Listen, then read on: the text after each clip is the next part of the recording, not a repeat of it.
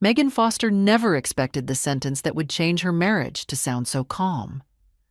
"The freeloading ends today," Luke said. He did not raise his voice. He did not look angry. He said it the same way he talked about new policies at work or changes to his team, like it was reasonable, like it was logical, like it was already decided. They were standing in the kitchen of their Chicago apartment, the place Megan had turned into a home for 6 years. The smell of rosemary and garlic still hung in the air from dinner. Megan was drying a plate when Luke spoke. "I just got promoted," he added. Like that explained everything. Megan slowly placed the plate on the rack. She did not turn around right away. She knew that tone. It was the tone of a man who had practiced something in his head until it sounded fair. "You heard me?" Luke continued. "We need to separate our money. I am not going to carry someone who is not pulling their weight." Megan turned to face him. 6 years of marriage. 6 years of shared bills, shared mornings, shared dreams, reduced to one word. Freeloader. She looked at Luke. His expensive new suit. His polished shoes. The confidence that came with a higher title and a bigger paycheck. "What do you mean?" she asked quietly. "I mean, we need financial independence," Luke said. "My money should be my money. Your money should be yours. We split expenses. We keep things fair." "Fair." Megan nodded once. "Okay," she said. Luke blinked. He had been ready for a fight, for tears, for anger, for guilt. He was not ready for agreement. "Okay," he repeated. "Yes," Megan said. "Separate accounts. We split everything 50-50. That is what you want, right?" Luke smiled. Relief washed over his face. "Exactly." Megan turned back to the sink. What Luke did not know was that she had already started counting. Every dollar she had paid, every bill she had covered, every invisible thing she had carried while he climbed. 3 weeks from now, he would regret every word he just said. But right now, he thought he had won. And Megan let him believe it. Megan Foster was not the woman Luke thought she was. To him, she was just a teacher, a simple job, a steady paycheck. Nothing impressive compared to his corporate career. That was the story he told himself. It was also the story his mother loved to repeat. What Luke never bothered to look at was everything behind it. Megan taught at a private school during the day, but in the evenings and on weekends she ran her own tutoring business. Wealthy families paid her to prepare their children for college. Business owners hired her to polish their teenagers for elite schools. Some of her clients paid more for 1 hour than Luke spent on a nice dinner. The money went into the joint account.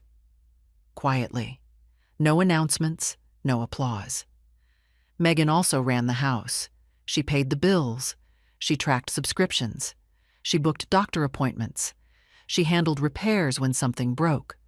She made sure groceries appeared in the fridge and clean clothes appeared in the closet. Luke never saw the work. He only saw the result. Dinner on the table, lights on. His suits cleaned. His social calendar organized. His mother's birthday remembered every single year. Luke thought those things just happened. They did not. They happened because Megan made them happen. While Luke built his career, Megan built the system that allowed him to do it. She absorbed stress so he could focus. She spent money so he would not have to think about it. But when people stop seeing the system, they start thinking the system is free. That was how Luke came to believe his life ran on his salary alone. That was how he came to call the woman who held everything together a freeloader. And Megan was about to let him discover how wrong he was. Luke did not come up with the idea of separating money on his own. It was planted. His mother, Patricia Foster, had been whispering into his ear for months, always gently, always disguised as concern. "You work so hard," she would say. You deserve to enjoy what you earn. You should not have to support another adult." She never raised her voice. She never accused Megan directly. She simply kept repeating the same idea until it sounded like truth. Patricia believed a wife should orbit her son, not stand beside him. In her world, men brought home money and women were supposed to be grateful. When Megan paid for things, it made Patricia uncomfortable. It did not fit the picture she wanted. At family lunches, Patricia praised Luke for his ambition. She talked about his future, his career, his success. Megan sat at the same table but felt invisible. When Luke got his promotion, Patricia was thrilled. To her, it was proof that he no longer needed to depend on anyone. "This is your moment," she told him. "Now you can finally take control of your life." Control was the word that stuck. By the time Luke walked into that kitchen and told Megan the freeloading ends today, he believed he was doing something brave. He believed he was standing up for himself. What he did not understand was that he was standing on the very person who had been holding him up all along. And when that support disappeared, everything was going to start falling. 2 days later, Megan and Luke sat side by side at the downtown bank. The building was quiet and polished. Soft lighting, clean desks, the kind of place designed to make money feel safe. A woman named Jennifer greeted them with a professional smile. She was in her 50s and had the calm voice of someone who had seen many couples arrive in moments like this. "So you would like to separate your joint account into 2 individual accounts," she said. "Yes," Luke answered immediately. Megan did not rush. She simply nodded. Jennifer typed for a moment, then looked up. "How would you like to divide the current balance?" Luke turned to Megan. He expected her to hesitate, to suggest something generous, to step back the way she always did. Half, Megan said. Luke froze. Half, he repeated. 50-50, Megan said evenly. "That is what fair means." There was a brief silence. Jennifer waited. Luke glanced at the screen as if the numbers might change. "Fine," he said. Half. Papers were printed. Forms were signed. Their shared account was about to become history.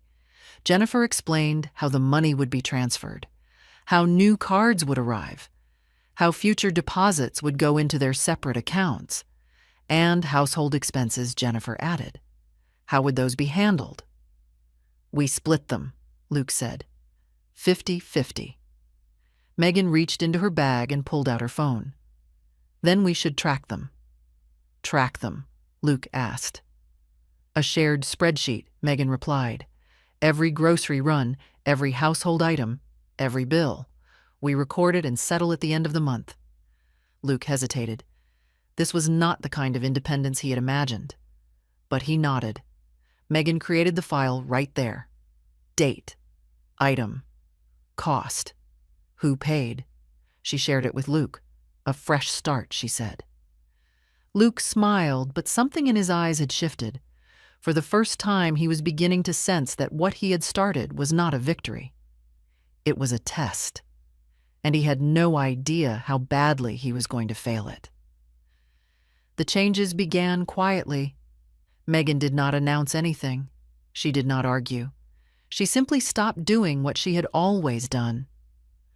On the first night, she cooked dinner for herself and left Luke a note that said there was pasta in the pot if he wanted some. Luke stared at the kitchen in confusion. He was used to plates appearing in front of him, used to meals being warm and ready. He served himself. He could not find the sauce. He reheated it even though it was already hot. The next morning, Megan made coffee only for herself. Luke poured instant coffee into his mug and frowned at the taste. Groceries were another shock.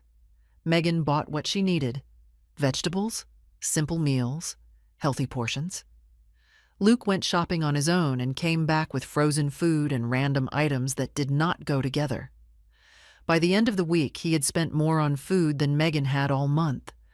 The spreadsheet filled quickly: paper towels, soap, cleaning supplies, snacks, bottled drinks. Luke had never noticed how many small things kept a home running. Now he was paying for all of them. He also had to clean. When he tried to wash clothes, he mixed everything together. White shirts turned gray. He stared at the machine as if it had betrayed him. "I did not know you had to separate them," he said. Megan did not smile. "I have been doing it for 6 years," she replied. Luke grew tired, irritated, restless. Not because Megan was cruel, but because for the first time in his adult life he was responsible for himself, and responsibility was heavier than he ever imagined. 3 weeks after the bank visit, Luke reminded Megan that his sister was coming for dinner. Lydia and her husband were driving in from the suburbs on Sunday afternoon. They always ate at 5. They always expected a proper meal. "You know how Lydia likes things," Luke said. "Dinner needs to be ready on time." Megan did not look up from her laptop. "I am not cooking." Luke stared at her. "What do you mean you are not cooking?" "Your guests. Your money. Your responsibility," Megan said. "This is ridiculous," Luke replied. "You have always cooked," before Megan said calmly. "Now we have separate finances." Luke did not argue. He went to the store that evening for the first time in years. He was gone for hours. When he came back, he looked exhausted and confused. The bags were filled with random food, cold cuts, bread, a pie that was already dented. "How did you do this every week?" he asked. Megan simply shrugged. On Sunday at 5, Lydia walked in and immediately wrinkled her nose. "Where is the roast?" she asked. "I do not smell anything cooking." "We are doing something simple," Luke said. Lydia looked at the table. "Plastic containers, store bread, no hot food." "What is this?" she demanded. Megan was sitting in the living room reading. Luke swallowed. "Megan and I have separate finances now. She is not cooking anymore." Lydia turned to Megan. "What happened?" Luke explained everything: the promotion, the freeloading comment, the 50-50 split. When he finished, Lydia laughed. Not kindly. "You and Mom told the woman who runs your entire life that she was a burden." Luke stayed silent. "That is insane," Lydia said. "David, we are leaving." She leaned down and kissed Megan on the cheek. "You deserve better." Luke stood in the middle of the room, staring at the food he could not even prepare. For the first time, he saw how alone he had made himself. After Lydia left, Megan walked to her desk and brought back a folder. She placed it on the table between them. "Everything is in here," she said. 6 years of numbers. Luke looked at the folder but did not open it. Megan did. "My income," she began. "Teaching and tutoring. Almost $400,000. Luke frowned. "Housing." Megan continued. "Rent, utilities, internet. The portion I paid beyond half. Over $48,000. His mouth opened slightly. "Food," Megan said. "Groceries, household supplies, gifts for your family, holidays, birthdays, over $30,000. She paused. "Your golf membership, too." Luke stared at the pages. "I thought those things just happened," he whispered. "They happened because I paid for them," Megan replied. She turned to the final section. 15 hours a week of cooking and cleaning, 10 hours of managing schedules and family events. If I charged even the minimum rate, it would be nearly $200,000 more. The room went silent. Luke looked smaller now. "I did not know," he said. "You did not look," Megan replied. Luke rubbed his face. "What do you want from me?" Megan closed the folder. "I want to be seen." For the first time since this began, Luke understood that the woman he called a freeloader had been carrying his life on her back, and that weight was finally crushing him instead. That night, Luke's phone rang. It was his father, Richard. Luke put it on speaker. I heard everything Richard said. Lydia told me. Luke did not speak. You do remember who planned every birthday, every holiday, every family visit, Richard continued. Silence. It was Megan, he said. She made this family work. Luke swallowed. You lived comfortably because your wife paid with her time and her money, Richard said. And you called that freeloading. I did not mean to hurt her, Luke said quietly. Intent does not erase damage, Richard replied. You took without seeing. That is worse. Richard paused. If you want to keep this marriage, you need to learn to value what you have before it is gone. The call ended. Luke sat on the couch staring at the dark screen. For the first time, he was not angry. He was ashamed. Luke did not suddenly become a better man. He became a confused one. The next week he tried to do things Megan had always done. He washed clothes and ruined half of them. He vacuumed and broke the machine. He cooked eggs and burned them into the pan. I do not know how you did all of this, he said one night. Megan answered without emotion. I had no choice. Luke began to feel the weight of his own life. Grocery lists, cleaning schedules, bills, work. Nothing felt simple anymore. He came home tired in a way he never had before. Not tired from meetings, tired from existing. One evening, he sat down at the table and stared at the spreadsheet. This is all of it, he asked. Yes, Megan said. He closed the laptop slowly. I thought I was carrying everything he said. But I was not carrying anything. Megan did not respond. Luke started writing a list, 3 pages long. Things Megan had done, things he had never noticed. He handed it to her the next morning. I was wrong, he said. I was blind. Megan looked at the pages. She did not forgive him, not yet. But for the first time, Luke was finally learning what partnership actually meant. 6 months passed. The house did not magically become perfect. But Luke was different. He made his own grocery lists now. He learned which vegetables lasted and which spoiled fast. He cooked simple meals that slowly became better. He washed clothes in separate loads. He cleaned without being asked. Megan no longer reminded him. She also no longer carried him. Luke felt the difference every day. The effort it took to keep a life running. The quiet work that had once been invisible to him. One evening, he sat down and sighed. I do not understand how you did this while also working full-time, he said. Because someone had to, Megan replied. Luke nodded. For the first time in his life, he respected the weight Megan had carried. Not as an idea, but as something he could finally feel. Patricia came over one Sunday afternoon. She did not arrive with her usual confidence. She sat across from Megan and folded her hands. I was wrong, she said. I judged you without knowing anything. Megan waited. I told Luke things I should not have said, Patricia continued. I made you sound small. Megan met her eyes. You did. Patricia swallowed. I am sorry. It was not loud. It was not dramatic, but it was real. Megan nodded once. Thank you for saying that, she replied. Luke watched quietly. For the first time, his mother was not in control of the story. Megan was. Luke stood in the kitchen one morning making coffee the right way. Megan watched him for a moment before speaking. They had not gone back to a joint account yet. They had not erased what happened, but they had rebuilt something better. I got offered another promotion, Luke said. Megan looked up. I did not say yes yet, he added. I wanted to talk to you first. That was new? I do not want success if it costs us again, Luke said. Megan stepped closer. I was never against your ambition, she said. I was against being invisible.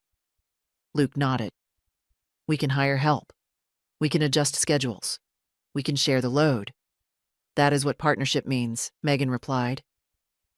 Later that day, Luke asked about going back to a joint account. Only if respect stays, Megan said. It will, he answered. Some stories end with someone walking away. This one ended with two people learning how to finally see each other. If this story spoke to you, like, share and comment. Sometimes the strongest revenge is not leaving. It is refusing to be invisible ever again.